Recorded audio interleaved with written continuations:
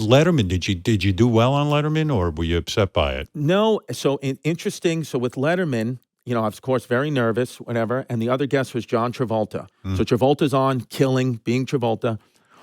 And then there's a 90-second commercial break where Travolta's walking out past me, and I'm standing right there. And I was, of course, not going to say anything. And he just stops and he looks at me and goes, "What a beautiful suit you have on."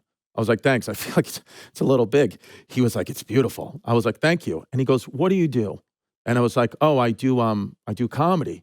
He was like, "Great. That's amazing." He was like, "And are you on the show?" I was like, "Yeah, it's my first time ever actually on TV."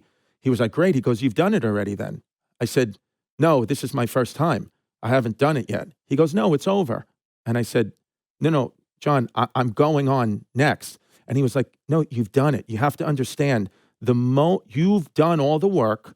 He's like, I'm sure Mr. Letterman had to vet you. I'm sure you've practiced this set 100 times. It's over. Now you just have to go live the moment. This is the fun part.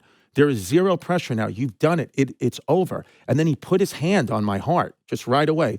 And he goes, "Oh my God, your heart is beating so fast." I said, "Well, you're John Travolta. You have your hand on my nipple. So it's nerve-wracking." And he was like, "Calm down. You've done it. Remember, this is over. You've done it. It's over." And he says to me, hand on the chest, he goes, "I'm going to watch you live this moment. This is cool. I'm going to watch you live this moment. Now go make this the easiest 5 minutes you've ever done because the hard work is over." And with that, the producer puts his hand on my shoulder. I go out. So he releases his hand. Travolta releases his hand. I walk out. I had what I think is one of the calmest, best sets I've had still to this date in my career. The only thing I could feel is my kneecap shaking a little bit because, that energy's got to go somewhere. But I nailed it. I felt I could. The crowd was great. David Letterman shook my hand, whispered. He was like, "That was great." And I felt so good. And I'm walking off and I see my mother, right there. She's like, "That was amazing." Oh my. I'm like, "Thank you." And then I said, "Where's John Travolta?" And they said, "He left immediately." Just right away. Right. He had he's flying to Zimbabwe, whatever. He flies on a plane. He's out of here.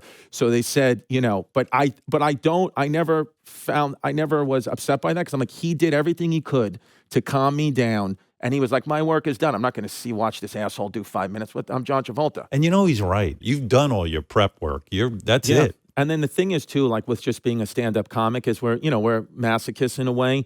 So I felt great. It was amazing. I just felt awesome. My family was there. My mom and dad were there. My stepmom was there. All the people I needed to be were there. It just felt awesome. And I'm like, you know what? I feel so good right now that I need to ruin this immediately. And I need to go downtown to this place called the Village Lantern on Bleecker Street, where we always do open mics and these shows. And I said, I need to do the same exact set that I just felt so good with. I need to do it for 5 people from Sweden that don't speak English and just bomb with this set in the suit.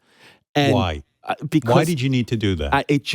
I wouldn't do that necessarily today, but back then, at that time, I was like, you feel fraudulent, I think, because there is no route to becoming a comedian. There's no objective measure. It's all subjective how people feel. So you feel a bit fraudulent of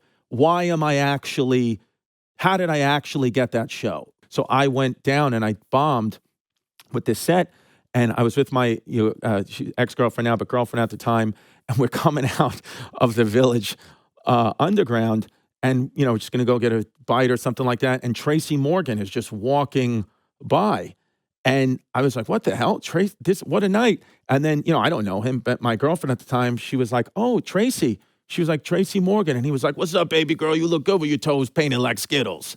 He was like, "I like that." He was like, "You got colorful feet." And I was like, yeah, she does. And then she goes, "Oh, this is my boyfriend, Chris." She goes, "He just did David Letterman." And then he looks at me and he goes, "I always knew you had it in you, motherfucker. I always knew you was that dude." And I said, "Tracy, we never met." He goes, "I'm telling you, bro, I'm proud of you, man.